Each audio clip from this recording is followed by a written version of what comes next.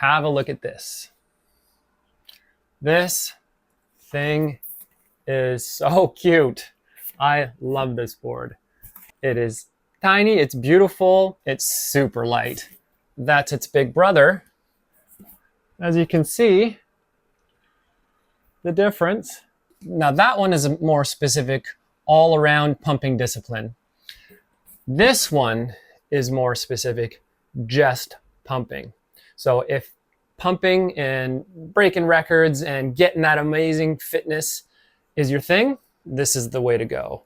Whereas that one, it has more elements you might be able to apply it to. But if pumping is what you want to do, this is what you want to do it on. So we have the high density foam core. We have a full carbon wrap for stiffness and for strength. And then we have an additional layer of wood veneer for not just the look, mostly the look, but also additional strength. So these things are solid and it still floats. If you do hit this thing and crack it somehow, the board won't fill with water like your typical wing board or surfboard. That's why you want the closed cell foam, and that's why it's necessary, because these things bounce off of rocks and docks, everything you can imagine. So they have to be made strong, or else you're going to be repairing them or replacing them regularly. That shouldn't be the case with this. 80 length by 40 width by 3 centimeters thick, and it's only 7 liters. The idea was to have a little bit of a different look. Doesn't look like the other foil pump boards you might see, which are, a lot of them are just carbon fiber. We covered our carbon with a wood veneer. It says cat eye wood veneer. Just wanted to identify the brand and have a specific brand identity.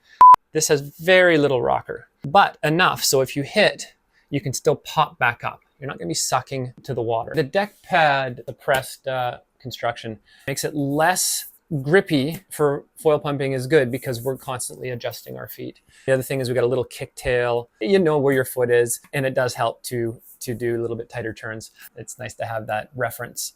Notice that the tracks are pushed back almost all the way to the tail. You don't need to go all the way to the tail because the mast itself has some overhang. So just around here is okay. I usually put it in 1 or 2, but I like to have my foil pretty far back. Going back to your big gear after you've got into foil pumping it feels old-fashioned. All this big gear. And of course, there are important tools for some important disciplines like downwinding and things. But once you start pumping, there's no time for that stuff anymore. This is just too much fun, in my opinion, of course. One day I want to do a big downwinder with this board to show what it's capable of. But my skills aren't there yet. I don't know if I'm brave enough to do a 50-mile downwinder on a tiny board because that's dangerous and it's a lot of swimming if I'm stuck out in the middle of the ocean.